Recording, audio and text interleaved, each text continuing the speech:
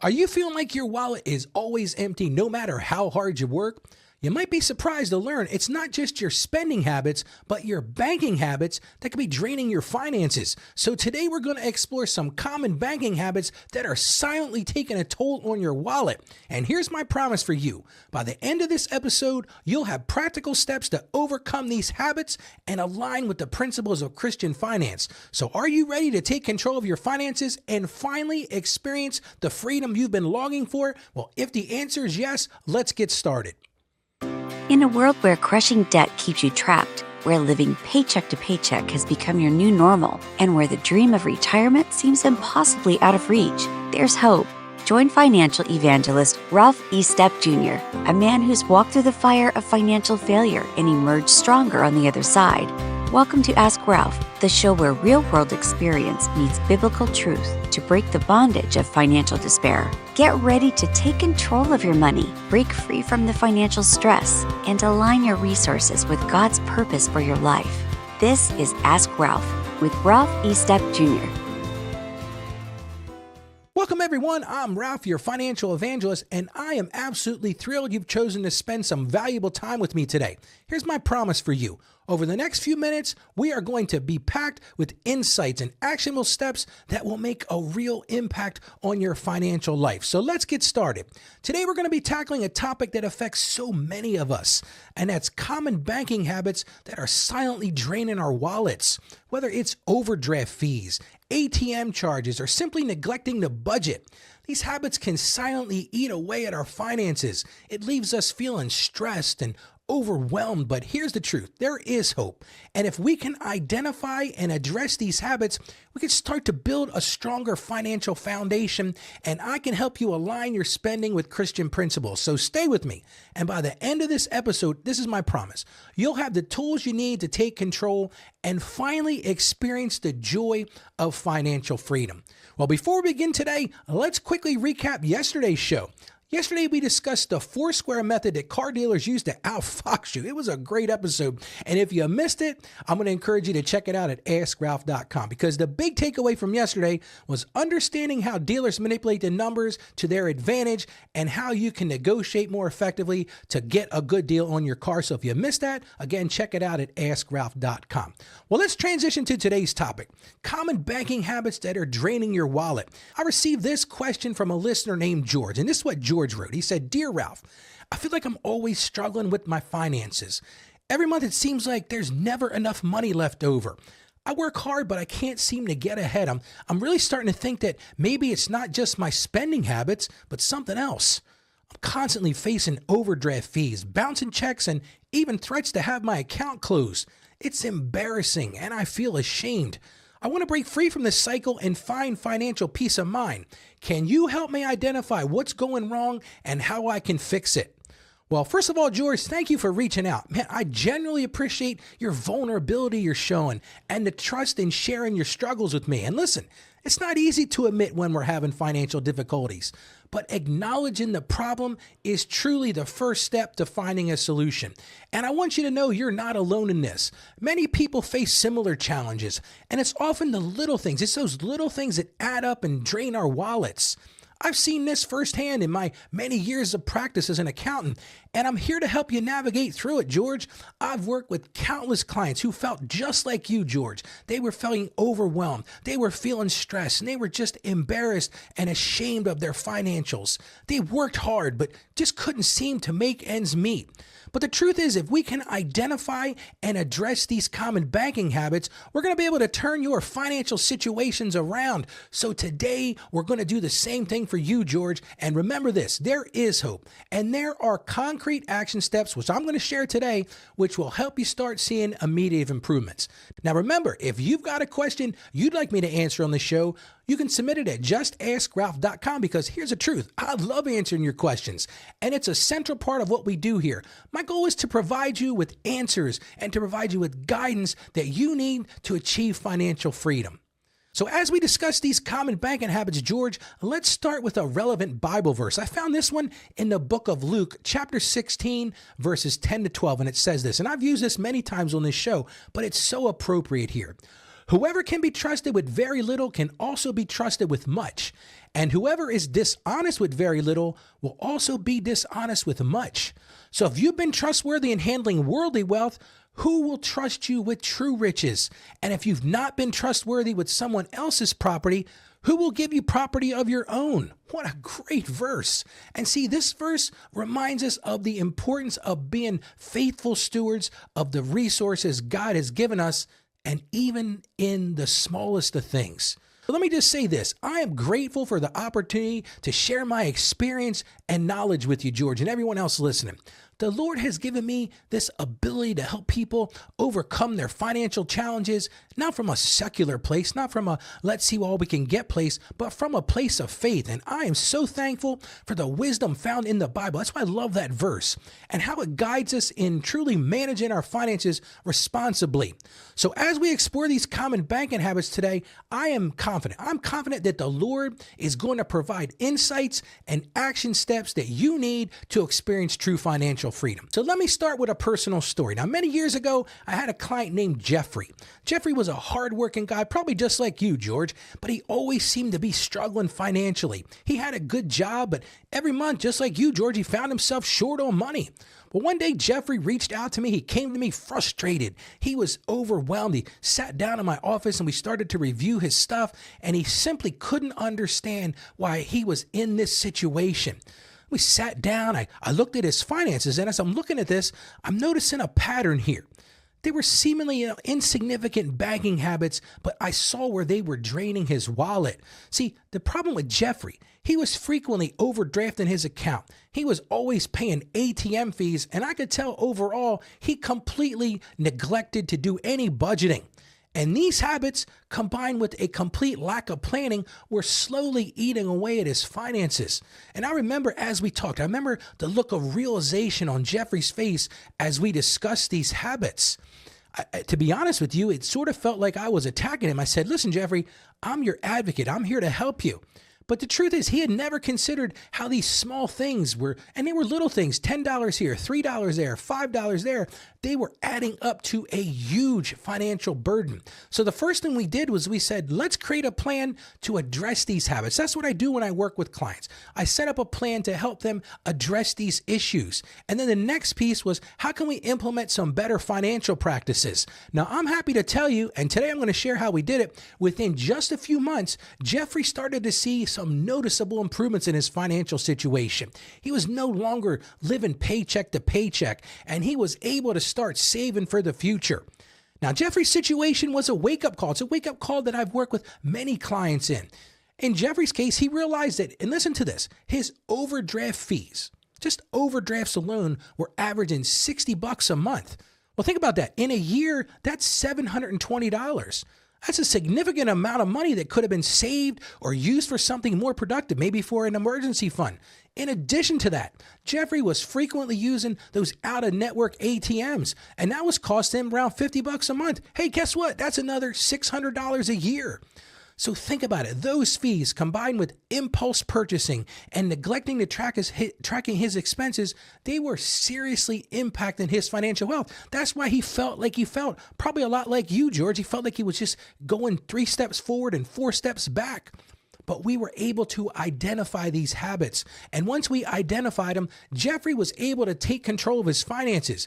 Now, he started using his own bank's ATM locator to avoid those out-of-network fees. Like, I don't ever go to the Mac machine or the ATM machine. I'm dating myself there. We used to call it the Mac. But he just stopped using those, and he set up account alerts to monitor his spending. So when he spent money through his account, he would get an alert.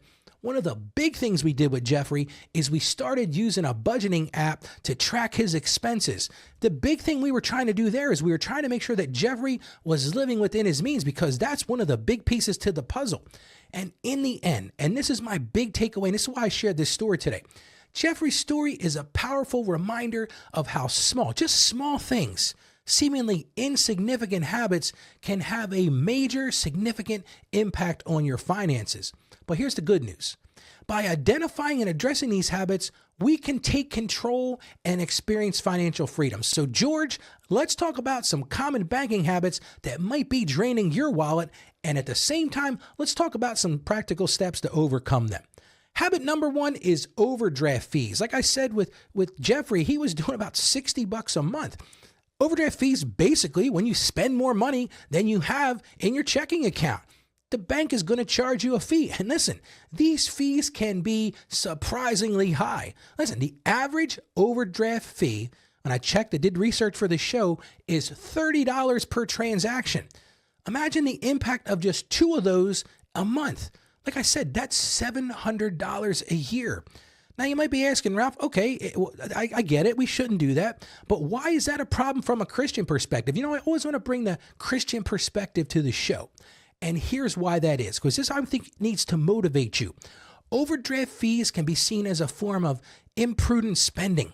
It go against the biblical principle of wise stewardship, just like we talked about today in our verse of Luke chapter 16, verses 10. We talked about who can be trusted with very little, can be trusted with much. But if you're dishonest with little, so these little seemingly small things add up over time. And see, overdrafting can be a sign of not planning ahead and not being mindful of your spending. It's really that simple. If you're not planning your spending, if you're not mindful of your spending, if you're not tracking your spending, well, sure, you're going to overdraft your account. It's pretty simple. All right, so you might be saying, Ralph, great. What can you do? First thing I'm going to encourage you to do is track your spending. Keep a close eye on your account balance and your transactions. Set up those alerts so you're not getting yourself in trouble. There are online banking tools, there are budgeting apps to help you monitor your spending in real time. Listen, this isn't the time to do it after the fact. You've got to have something that's monitoring this in real time. You should know what your account balance is. You should know what is planning to come out. If you've got checks out there written, or if you've got items that are outstanding that you're waiting to clear. So that's why I wanted to encourage you. Set up account alerts. Many banks offer these alerts to notify you when your balance is low, or maybe you set it up when a transaction is about to overdraw your account. One of the other things I'm going to highly recommend you do is consider overdraft protection. A lot of banks have ways to link your checking account to your savings account or even a credit card account to cover those potential overdrafts so you don't get hit with those overdraft fees. Like I said, 2 a month could be $700 plus a year. One of the other things I'm going to encourage you to do here is pray for wisdom. I'm going to always encourage that. Seek God's guidance in managing your finances and making sound financial decisions. Like it says in the book of Proverbs, chapter 3, verses 5-6, it encourages us. Trust in the Lord with all your heart and not lean on your own understanding. In all your ways, acknowledge him, and he will make your path straight. So that's number one. That is those overdraft fees. Habit number two, and George, I don't know if this affects you, but it was sure affecting Jeffrey, and that's ATM fees. It's so easy to fall into the trap of those out-of-network fees. It's just convenient. The truth is, though, these ATMs often charge hefty fees. Yeah, it's convenient. It's where you are. You're not driving to your bank. You're not going to a one in the network. But here's something that I read, and I found out when I was preparing for the show. The average out-of-network ATM fee charged by the banks is $1.58. Now, you might be saying, okay, big deal, Ralph, but think about this for a second. If you're taking $20 out of the ATM machine and you're paying $1.58 in fee, you're paying nearly 5% for getting your money out of this. And the average surcharge from the ATM owner is $3.19. So if you use an out-of-network ATM twice a month, you're going to be spending over $100 a year just on ATM fees. Now you might be saying, Ralph, okay, great. Why is that a problem for a Christian? Well, here's the truth. ATMs provide a valuable service, but consistently paying unnecessary fees can be seen as a form of wastefulness. As Christians, we're called to be wise stewards and avoid unnecessary expenses. So you might be saying, great, Ralph, what do I do? The biggest thing you can do, the best thing you can do is plan ahead. You can withdraw cash from your bank's ATM or at an in-network ATM before you need it. You don't have to wait till the last minute and try to figure out, what am I going to do now? Another thing you can do, and Jeffrey started doing this, is most banks have an ATM locator. They have an online or a mobile app that will help you find in-network ATMs. A lot of times you will find no-fee ATMs. Now, just be careful with those because sometimes the ATM doesn't charge, but your bank charges it because it's still out of network. network. Another thing you can do is get cash back at stores. Many retailers offer cash back when you make a purchase with your debit card. And I'm not a big fan of debit cards, but if you do that, that would be a way to get cash back. And then choose a bank with ATM fee reimbursements. I see a lot of banks, I see a lot of credit unions now that are offering these reimbursements for ATM fees charged by other banks because they're trying to get your business. So that's number 2, ATM fees.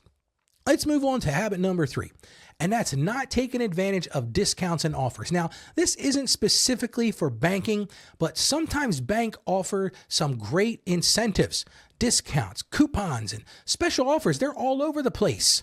And many people just fail to utilize them effectively. I don't know how many times a day I get an email with this that says, oh, you got this special offer. Now, you gotta be careful you're not spending money frivolously. But if you're going to spend the money anywhere, this is a great thing to do. But see, many people just fail to utilize them. They fail to use coupons. I don't know. When I was a kid growing up, I remember my mom used to sit on Sundays in our local town here. The Sunday paper would be filled with coupons. There was 2 or 3 packs of coupons. And I remember my mother sitting there on Sunday mornings and she'd get the scissors out and she was going through that coupon page and, oh, there's a coupon for this and there's a coupon for that. And then she had like a little coupon organizer. You know, I just don't see those anymore. But the cool thing about today's economy is a lot of those coupons or those coupon codes are available online. You've just got to take a few minutes to look for them.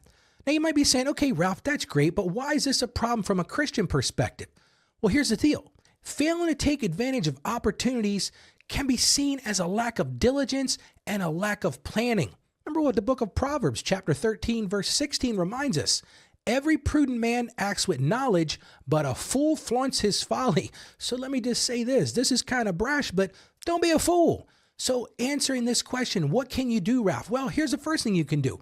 Be intentional in your spending. Actively look for discounts. Actively look for coupons before making purchases. I do this all the time online. If I'm going to buy something, I'll just type in the name of the retailer and say, hey, are there any coupon codes out there? Many times I will find a 10%, 15%, maybe a free shipping code or something to save me a few bucks on the transactions. Another thing you can do is use what they call coupon aggregators or maybe loyalty programs. Look at those online apps. Look at those places that offer those discounts and those coupons. Now, one of the big things I'm going to encourage you to do, and this is all part of that intentional spending, is plan your shopping trips. Combine the coupons with store circuits, just like my mom used to do, to maximize your savings. Nothing people don't do a lot of, and it's in this Amazon culture we're in, shop around, compare prices. A lot of times people would just say, well, I got to go buy something. Let me go into Amazon and just get it. But don't settle on the first price you see. Many times you can get a better deal somewhere else. Now you might not, but it's worth a couple seconds. It's worth a couple minutes to try it. So take time to compare prices from different retailers.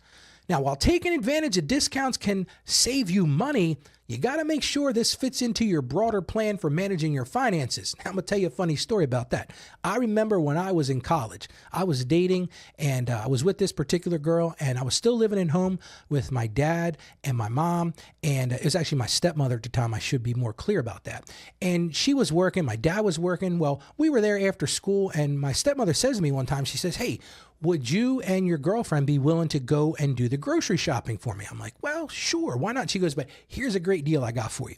She said, if you go and clip coupons and use the cash backs and the buy one, get one free, when you give me the receipt, whatever you save, I'll give it to you. Now, of course, my mind starts going. I'm thinking, well, that could be a real big opportunity. So at first I'm thinking, well, okay, great. We'll see if we can find some coupons. We'll see if we can find some discounts. But then I started to think, well, you know what I could do? And I hate to admit this, but it's the truth. I could buy stuff we really don't need because then I would get the coupon for it. I would get the buy one, get one free. So I remember after a couple weeks, my stepmother comes to me and she says, Ralph, she says, I really appreciate the fact that you're doing the grocery shopping. She says, but I'm noticing in the pantry, there's a lot of stuff that we never use.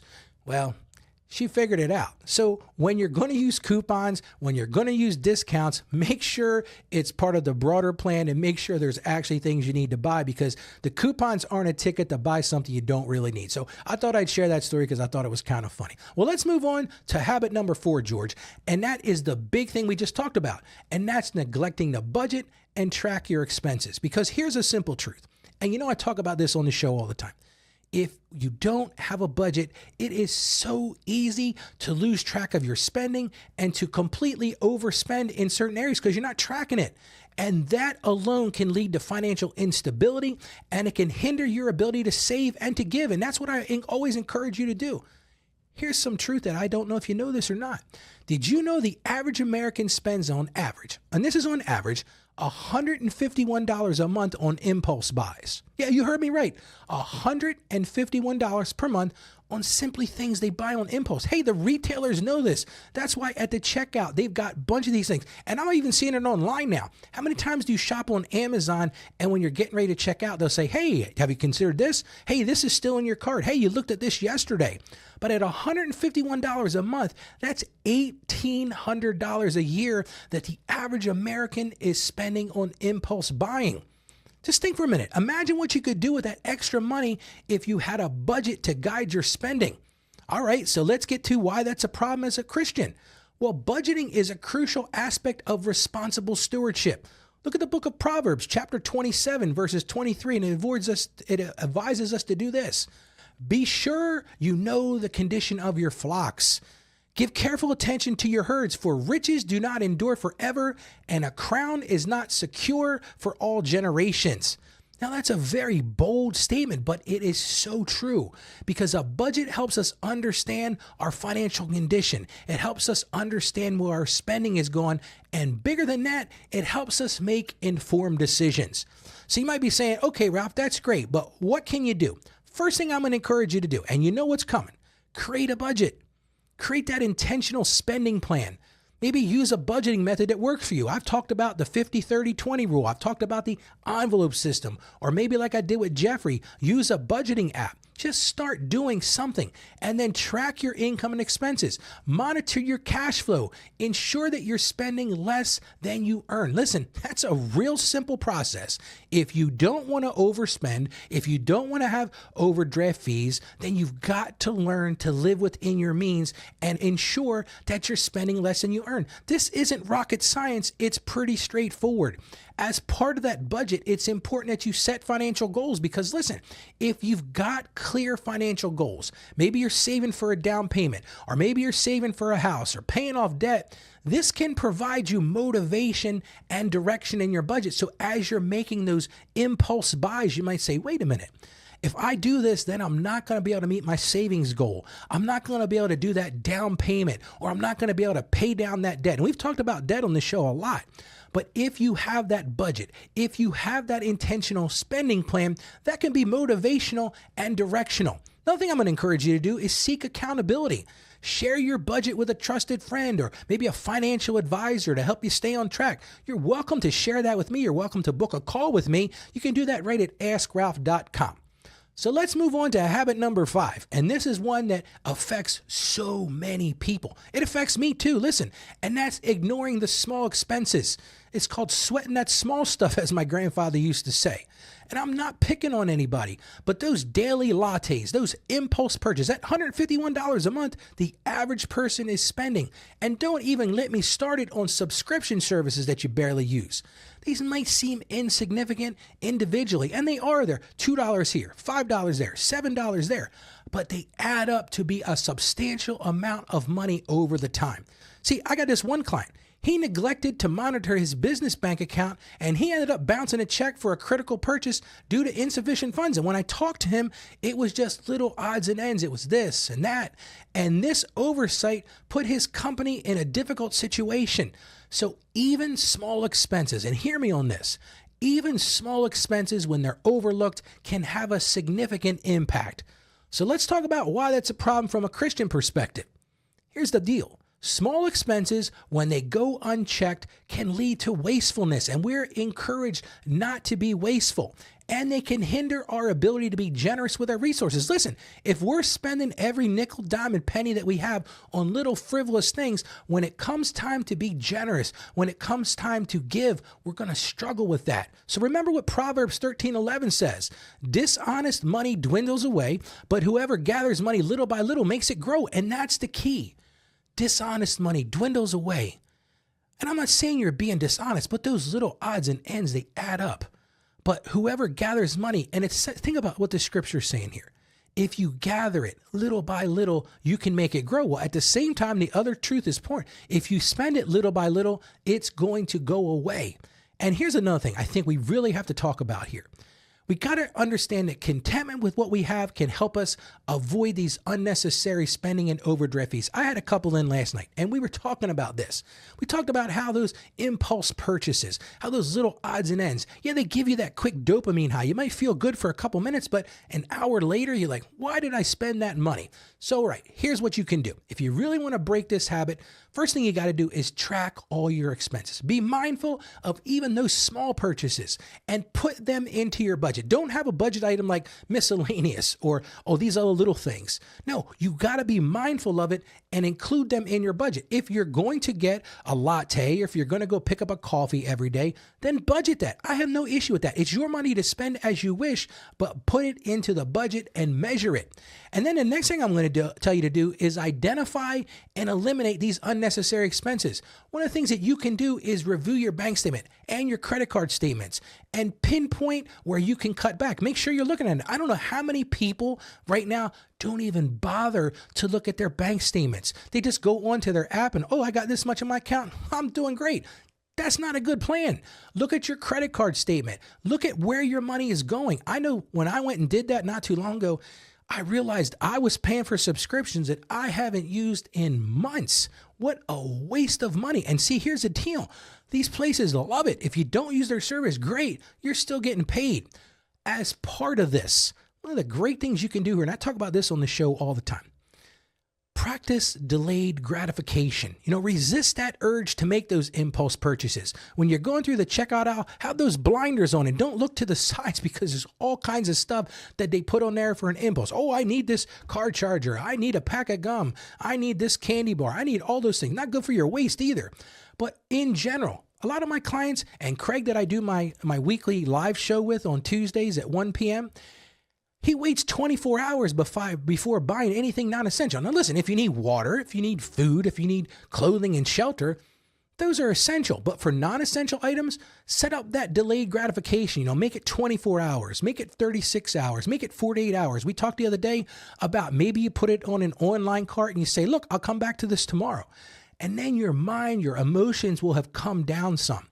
Now, the big part of this, and this is tough, we live in this generation of gratification, but we need to learn to find contentment in what we already have. We got to focus on this. Is why we start the show with gratefulness. Focus on gratitude for the things we already possess, rather than constantly seeking new things, man. You are constantly going to be chasing after what is new. Oh, this one got this, and the highlight reel from Facebook or Instagram or TikTok. Oh, I got to go get this. Just stop. Have some gratitude for the things you already got and realize that new stuff is not going to fill your tank. So let's look at our last habit, and that's habit number 6 on my list here, and that is complacency and sloppy banking practices. And trust me, in today's digital age, I see this with individuals. I see this with business people I work with. It's become so easy to be complacent with our banking habits. We don't look at our accounts. We don't regulatory monitor our accounts. And that leaves us vulnerable. It exposes us to errors. It exposes us, not let me mention fraud and missed opportunities to save. If you're not looking at your credit card statement, if you're not looking at your bank statement, a lot of people have online like Venmo accounts and PayPal. A lot of people don't look at those either. Look at what's coming out of your account. I worked with a client a couple of weeks ago. I was doing some reconciliations for him for the prior year. And I said, dude, did you realize every month you were paying? I had no idea. I said, well, when's the last time you looked at your bank statements? He goes, well, you handle that for me. I said, we're not looking at your bank statements. We categorize this stuff. But you've got to pay attention to those and see what's going on with your bank statement, with your credit card statement. Like I said, with any online cash apps or all those things.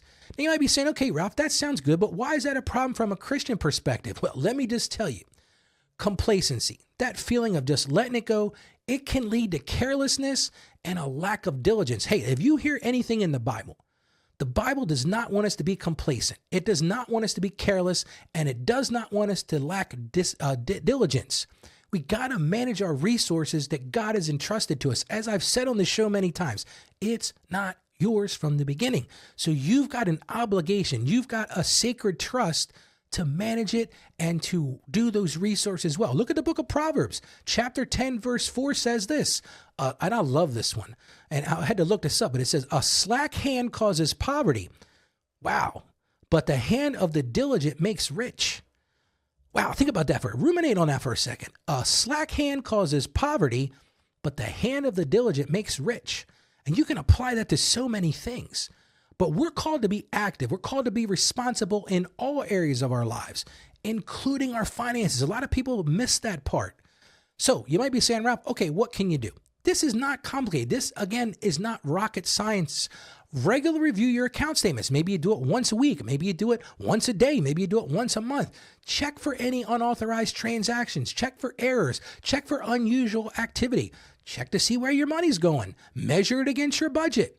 Another thing I'm going to encourage you to do, utilize online and mobile banking tools. Take advantage of features like account alerts. We started talking about that earlier.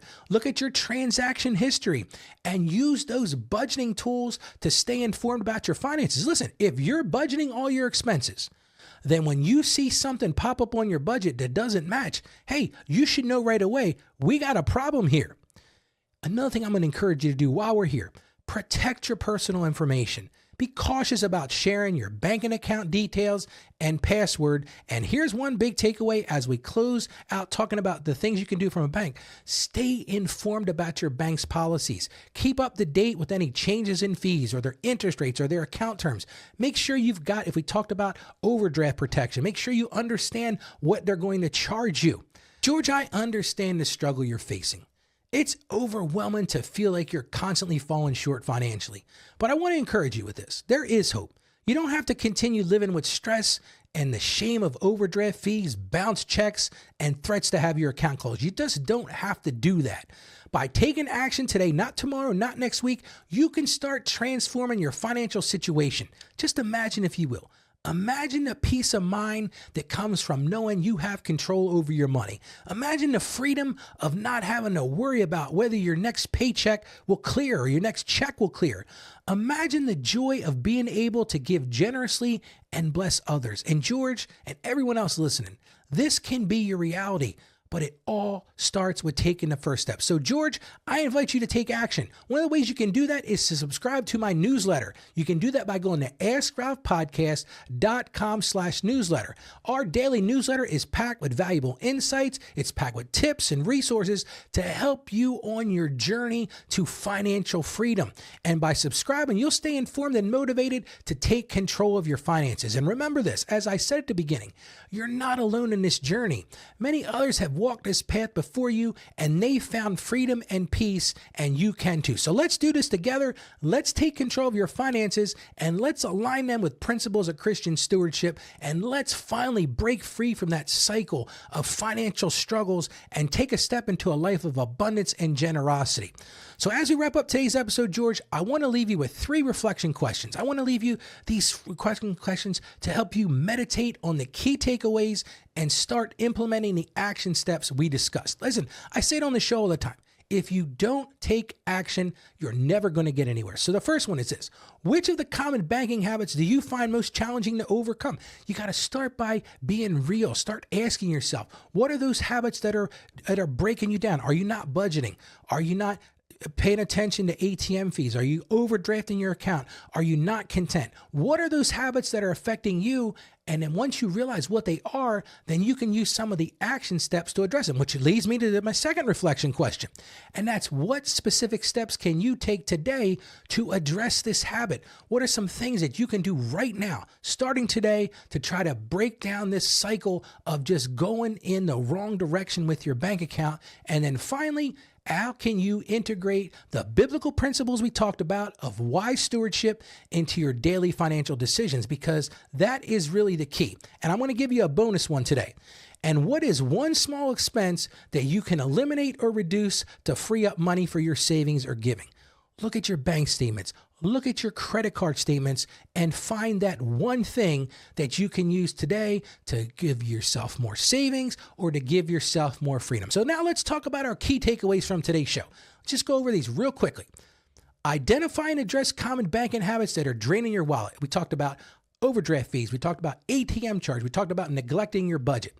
I'm going to encourage you again, track your spending to avoid those fees and stay within your budget. One of the best ways to do that is to plan ahead, avoid those unnecessary ATM fees, and to maximize your savings. Like we talked about, use that ATM locator, use that ATM free, those free ATMs where you can find them. One of the big takeaways from today is to be intentional about finding discounts and using coupons to save money on your everyday purchases. And yes, Ralph's going to say it again, create a budget to help you better understand your financial condition, and bigger than that, help you make informed decisions. And as I said it a couple times today, you got to regularly review your account statement to stay informed about your finances and protect yourself from errors and fraud. It is so important that you do those things. Now, tomorrow we're going to be exploring another important topic, and you're going to love this one. Why can't we quit using paper checks and our scammers cashing in? So join me again tomorrow for another insightful discussion, a little bit about banking, a little bit about scamming, and a lot about paper checks. So join me tomorrow for another insightful discussion that will help you navigate the complexities of personal finances from a Christian perspective. So thank you, George, and everyone else listening for your time and support of the show. My passion, as I say it all the time, is to help you achieve financial success. I want to see you live out your dreams, and I want to see you grow in your faith. And I know together, working together, we can master your finances from a Christian perspective. So as I always end the show, stay financially savvy out there, and may God bless you abundantly. Thank you for joining us on the Ask Ralph Show. And with a simple click to subscribe, we'll invite you back to our next episode. And remember, financial issues don't have to be complicated. Just ask Ralph. The information contained in this episode of Ask Ralph is based on data available as of the date of its release. Saggio Accounting Plus and Ask Ralph Media, Inc. is under no obligation to update this content if changes occur. Applying this information to your specific situation requires careful consideration of all facts and circumstances, and any information provided is not to be considered as financial, tax, or legal advice. Please consult your tax advisor or attorney before acting on any material covered.